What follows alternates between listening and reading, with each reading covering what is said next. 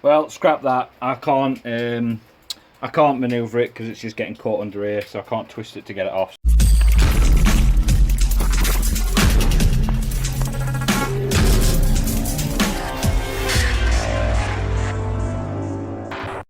Just a quick one, guys. Obviously, with that, the pulley wheel housing and the what's name? Oh, I can't remember what it is now. The housing there for the brackets, obviously blocking the intake to come out, because you've got obviously two studs that bolt on, and then you've got the other studs.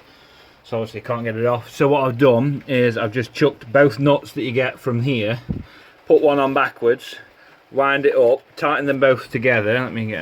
Tighten them both together, and obviously now I'm just taking the stud out now, because hopefully I'll be able to twist the actual intake then and slide it off the other one, so I'll need to de-stud the one, and it saves me taking the bracket and the couple of bolts there.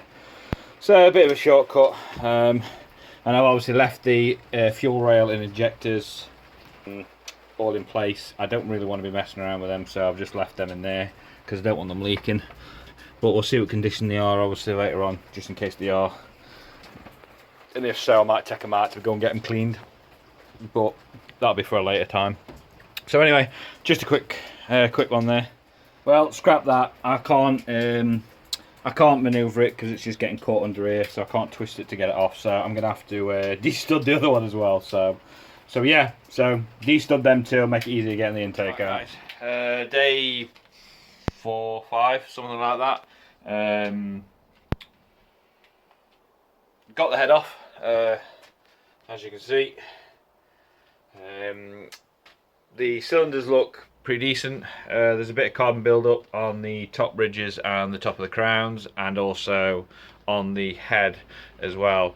I did do a bit of a water leak test on the head, and found that obviously all the cylinders were sort of slightly leaking on the valve, through the valves, but cylinder 4 being the worst. So we're not sure if that's just the cause of the low compression, or maybe there's something else on the actual cylinder wise. But I'm going to get the sump pan off today. I need to drop the subframe off with these cars to get the sump pan off, I believe. So I'm going to do that. I'm not sure what I'm going to video or whatever, but I'll stop and start through it all. So I'm going to get cracking with that because it's a beautiful day, and yeah, why not? Oh fuck! Right. So as you can see, we have piston 4 out.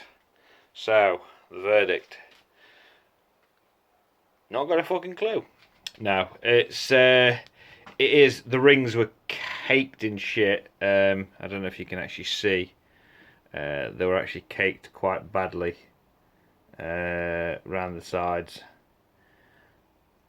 They don't appear to be damaged or any sort. They look just basically worn. But obviously, as you can see, the top of the crowns. Let me get a bit more light. As you can see with the top of the crowns, they are quite carboned up. But in general, I don't think them pistons are actually all that bad. I think it's just caked in crap. So yeah, I've just had a look at the bearings as well. And this is that's the main cap bearing. I don't know if you can have got a view.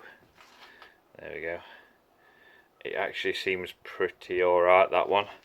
And then the main kind of hard, the one that gets all the shit, that is, as you can see, that little one line, although I can feel it with my nail, so it's definitely a groove, but I wouldn't say that's giving me any shit. That's just going to basically where something foreign's gone through the port and the oil, and obviously it's been spun around the bearing. It looks like it's only been spun around like maybe once or twice, so it's, but I'm going to find a cloth and give him a clean in a second anyway and have a look. But yeah, so far so good. So we'll keep cracking on. So guys, cylinder 4 looks pretty decent for the age of the car and the miles on the car. Crudded up with a lot of sludge from the oil and stuff. So generally that wouldn't have helped compression all that well, as well as the carbon build-up. So I'm just going to try a different water test. It leaks down the actual head cylinder when laying it flat that way and then pouring it in to puddle it here and here. It is generally leaking down after so long. But what I'm going to do is, I think it's the exhaust port, so what I'm going to do is pour water down there to the thing and then actually visually see whereabouts and how bad it's actually coming through leak wise. So I've got some water here. Right, so as you can see, let's have a look.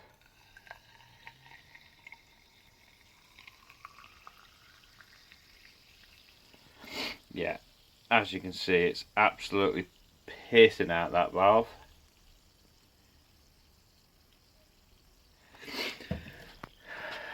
So yeah, that is a pretty significant valve leak for definite. So definite on that one, and that one's pretty the same up in that top right corner and then down there.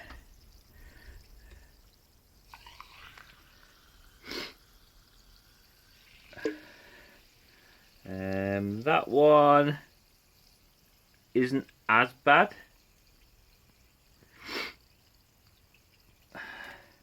And cylinder 1. This is the only cylinder that hasn't actually gave any codes or anything like that, where 2, 3 and 4 has. So as you can see there, that's actually not leaked at all.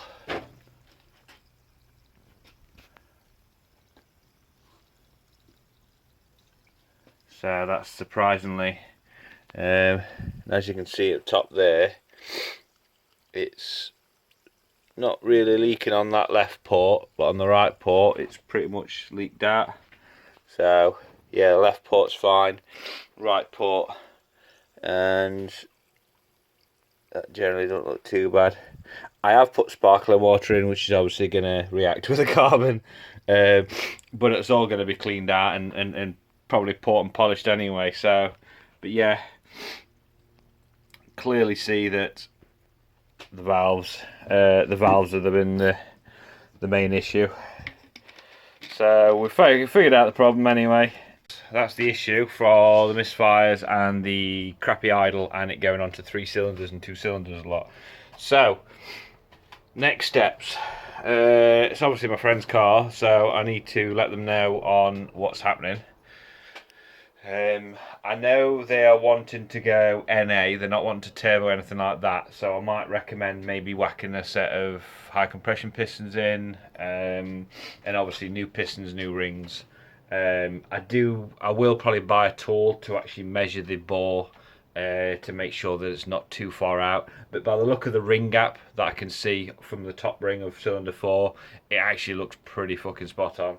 So I don't reckon the actual cylinders are actually warped or bored all that much by your general wear. So hopefully new rings, new piston, new rings, maybe high compression ones, we'll see. And then obviously they will obviously need some head work. I did recommend obviously relapping, buy new valves, clean it all out, and then relapping it. It's something I can actually do. But for the sake of all that head work, they may as well take it to a specialist. They can port polish, make sure they do the job right, because obviously I'm no pro or anything like that at doing kind of work like this. I just generally know, engineering wise, I just know what I'm doing, and obviously know what not to do. So we'll pick it back up either later on or in another video on where we get to and maybe what parts must come, and when I start actually putting stuff back together, because generally it is pretty much just a bare block. I have got cylinders 1, 2 and 3, pistons still 1, 2 and 3 in there.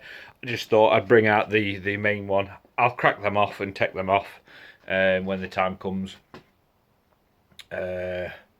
So yeah, I'll crack them off when the time comes and what we're doing replacement wise. I just don't want to take them all out if she's just going to whack that back and then just do headwork maybe. So we'll see. So hope you've liked the video so far. I think this will be part probably 3 by now. So obviously I'm grateful that you've actually got this far. I do enjoy doing videos like this. This is why I'm recording them now.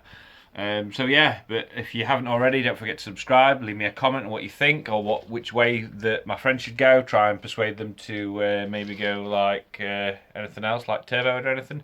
But as far as I'm aware, I think they want to just go NA. It is going to be their daily again, possibly. I think it's going to be more of a weekend, but so yeah, hope you like the video. Don't forget to leave a comment, don't forget to subscribe and tick the little bell icon to make sure you get notifications on when I do the next part. So until then, I'll catch you in the next one.